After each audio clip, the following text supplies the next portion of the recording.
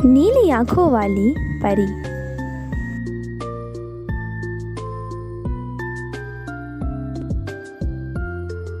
सालों पहले भानिया राज्य में कर्ण राजा का शासन चलता था। राजा का दिल बहुत साफ था। वह हर त्योहार के दिन लोगों को दान देते थे। इस साल भी एक त्योहार के अवसर पर राजमहल में दान लेने वालों की भीड़ लग गई। राजा ने सबको भर भर कर दान दिया। अंत में कमर को झुकाते हुए एक महिला राजा के पास दान देने के लिए पहुंची, लेकिन तब तक राजा के पास दान देने के लिए कुछ भी नहीं बचा। राजा ने तुरंत अपने गले से हीरे का हार निकालकर उस महिला को दे दिया। वह महिला राजा के सिर पर हाथ फेरते हुए आशीर्वाद देकर चली गई। अगले दिन राजा अपने बागीचे में बैठकर सोच रहे थे कि मेरे जीवन में एक पुत्र की कमी है। भगवान ने मुझे सब कुछ दिया, लेकिन पुत्र सुख पता नहीं क्यों नहीं दिया। तभी राजा के गोद में आकर एक आम गिरा। राजा इधर उधर देखने लगे। उनके मन में हुआ कि आखिर ये आम मेरी गोद में आया कैसे। तभी कुछ देर बाद उन्हें बहुत सारी परियां दिखीं। उन सभी परियों में से एक नीली आंखों वाली परी राजा के सामने आई और बोलने लगी कि इस आम को अपनी पत्नी को दे देना। ये आम तुम्हें पुत्र रत्न देगा। इसे खाने के 9 महीने बाद ही तुम्हारी पत्नी माँ बन जाएगी। वैसे तुम्हारे भाग्य में पुत्र सुख तो नहीं है, लेकिन तुम दिल के साफ हो और बहुत दानी हो, इसलिए तुम्हें यह सुख मिला है। बस ये सुख तुम्हें सिर्फ 21 साल तक मिलेगा। जैसे ही तुम्हारे बेटे की शादी होगी, उसकी मौत हो जाएगी। राजा ने दुखी मन से नीली आंखों वाली परी से पूछा, क्या इसका कोई उपाय नहीं है? परी ने कहा, राजन, कल मैं कमर झुकाते हुए एक साधारण महिला के रूप में तुम्हारे दरबार में दान देने के लिए आई थी। देखो, जो माला तुमने मुझे दी थी वो मेरे गले में है। तुम्हारे इसी कर्म और दूसरों की मदद करने की भावना के कारण मैं तुम्हें पुत्र का आशीर्वाद देने के लिए आई हूँ। तुम्हारा बेटा 21 साल से ज़्यादा नहीं जी पाएगा। फिर भी तुम उसकी मौत होते ही उसे एक संदूक में डाल देना। उसके बाद संदूक में 4 दही के घड़े रखना और बीच जंगल में लाकर छोड़ देना। इतना कहकर नीली आंखों वाली परी वहां से ओझल हो गई। राजा ने महल जाकर सारी बात अपनी पत्नी मैत्री को बता दी और उसे आम खाने के लिए दिया। राजा की पत्नी ने आम खाने के ठीक 9 महीने के बाद एक पुत्र को जन्म दिया। बेटा होने की खुशी में राजा ने बहुत बड़ा जश्न रखा। जश्न के बाद बेटे का नाम देव रखा। होते होते राजकुमार देव की उम्र 21 साल की हो गई। उसके विवाह के लिए प्रस्ताव आने लगे। राजा ने एक बुद्धिमान लड़की वत्सला से अपने बेटे की शादी करा दी। शादी के कुछ ही दिनों के बाद नीली आंखों वाली परी की बात सच हो गई और राजा का बेटा देव मर गया। राजा और रानी नीली आंखों वाली परी की बात भूल गए थे। जब देव के अंतिम संस्कार के लिए राजा लोगों के साथ शमशान की ओर बढ़ने लगे, तो राजा को परी की बात याद आ गई। तुरंत राजा ने सबको एक बड़ा सा संदूक और 4 दही के घड़े लाने के लिए कहा। संदूक आते ही राजा ने भारी मन से अपने बेटे को उसमें डाला और दही के 4 घड़े भी रख दिए। उसके बाद राजा ने अपने सैनिकों की मदद से उस घड़े को घने जंगल के बीच में रखा दिया। वहां से लौटने के बाद राजा का मन किसी काम में नहीं लगा। कुछ समय बाद देव की पत्नी अपने मायके चली गई। समय बीता और देव की मृत्यु को 1 साल हो गए। देव की पत्नी वत्सला के घर एक बूढ़ा आदमी खाना मांगने के लिए पहुंचा। उसने बड़े प्यार से उसे खाना खिलाया। खाना खाने के बाद उस भिखारी ने अपना हाथ धोने के लिए दूसरे हाथ की मुट्ठी खोली। तभी वत्सला ने उस मुट्ठी में अपने पति देव की सोने की चेन देखी। वत्सला ने तुरंत भिखारी से पूछा, आपको यह चेन कहाँ से मिली?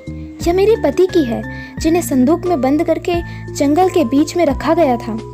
भिखारी ने डरते हुए कहा, हाँ, मैंने यह चेन उसी संदूक से निकाली है। वत्सला ने कहा, आप डरिए मत, मैं सिर्फ उस जंगल तक जाना चाहती हूँ जहाँ मेरे पति का संदूक रखा है। भिखारी ने कहा, वह भयानक जंगल है, मैं आपको वहाँ तक नहीं लेकर जा पाऊंगा। हाँ, आप चाहो तो मैं आपको उस संदूक से थोड़ी दूर ले जाकर छोड़ सकता हूँ। वत्सला तेजी से भिखारी के साथ जंगल तक पहुंची। घने जंगल से पहले ही भिखारी वहां से चला गया। फिर वत्सला अकेले अपने पति के संदूक को ढूंढने के लिए निकल पड़ी। वहां जाकर उसने अजीब सी चीजें देखी। उस संदूक के पास बहुत सारी परियां थीं। वत्सला पेड़ के पीछे छुपकर उन्हें देखने लगी। वत्सला ने देखा कि सारी परियों के बीच में से एक नीली आंखों वाली परी आई और उसने संदूक में एक लकड़ी देव के मृत शरीर के सिर के पास और एक पैर के पास रखी। तभी देव संदूक से बाहर निकल आया। परियों ने देव को मिठाई खिलाई और दोबारा संदूक के अंदर डालकर लकड़ियों की स्थिति बदल दी। रोज रात को नीली आंखों वाली परी इसी तरह से देव को संदूक से बाहर निकालती और फिर उसी में भेज देती थी। वत्सला डरते हुए उसी जंगल में फल खाकर 3 से 4 दिन तक ये सब देखती रही। एक दिन वत्सला ने भी संदूक खोलकर नीली आंखों वाली परी की तरह ही लकड़ी की स्थिति को बदला। तभी देव संदूक से बाहर निकल आया। देव ने जैसे ही अपनी पत्नी को देखा वह हैरान रह गया। देव कुछ बोल ही रहा था कि अचानक वत्सला बोल पड़ी, मैं आपको इस जंगल में इस स्थिति में रहने नहीं दूंगी, आपको मेरे साथ चलना होगा। देव ने वत्सला को समझाते हुए कहा, मैं नीली आंखों वाली परी की वजह से इस दुनिया में आया हूँ। मैं उनकी आज्ञा के बिना कहीं नहीं जा सकता। तुम मेरे संदूक में रखा हुआ एक घड़ा अपने साथ लेकर मेरे राज्य चली जाओ। वहाँ छुप कर रहना। तुम्हें 9 महीने बाद एक पुत्र होगा, तब मैं तुमसे मिलने आऊँगा। अब तुम लकड़ी की स्थिति बदलकर मुझे पहले की ही तरह संदूक में जाने दो। वत्सला ने अपने पति के कहे अनुसार ही किया।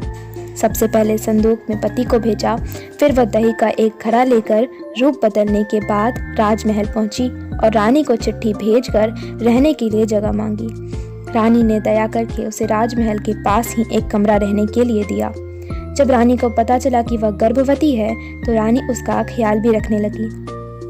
जब वत्सला ने बच्चे को जन्म दे दिया तो देव उससे मिलने के लिए आया।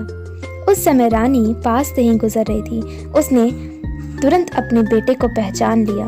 रानी सीधे देव के पास पहुंची और पूछने लगी, ये तुम्हारी पत्नी है, ये तुम्हारा पुत्र है, तुम जीवित हो?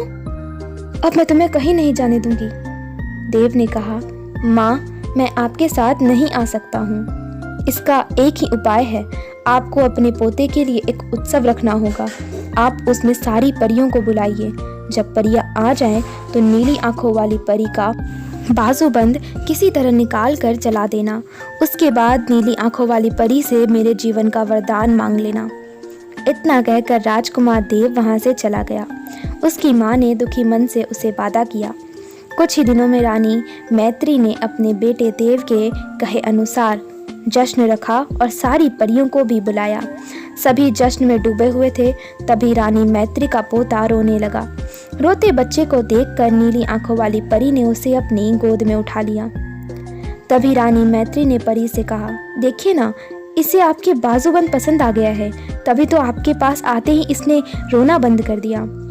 क्या आप कुछ देर के लिए अपना बाजूबंद इसे खोल कर दे देंगी? परी ने तुरंत अपने बाजूबंद उस बच्चे को दे दिया। रानी मैत्री को इसी मौके का इंतजार था। उसने सबकी नजरें बचाते हुए उस बाजूबंद को आग में डाल दिया। नीली आंखों वाली परी ने अपना जलते बाजूबंद को देखकर रानी से पूछा, आपने ये क्या किया? अब हम आपके बेटे देव को अपने पास उस जंगल में नहीं रख पाएंगे। यह सुनते ही रानी मैत्री ने रोते हुए परी से प्रार्थना की। उन्होंने कहा, आपकी कृपा से मुझे बेटा हुआ था, अब आपको ही कृपा करके मेरा बेटा लौटाना होगा। मैं आपसे अपने बेटे देव की भीख मांगती हूँ। नीली आंखों वाली परी को माँ का प्यार देखकर दया आ गई और उन्हें आशीर्वाद दे दिया। परी के आशीर्वाद से राजकुमार देव संदूक से निकलकर घर लौट आया। राजकुमार अपने परिवार के साथ खुशी खुशी रहने लगा। इस कहानी से हमें ये सीख मिलती है कि विनम्रता से सबका दिल जीता जा सकता है और सब्र व सही रणनीति से इंसान मुश्किल काम को भी पूरा कर लेता है।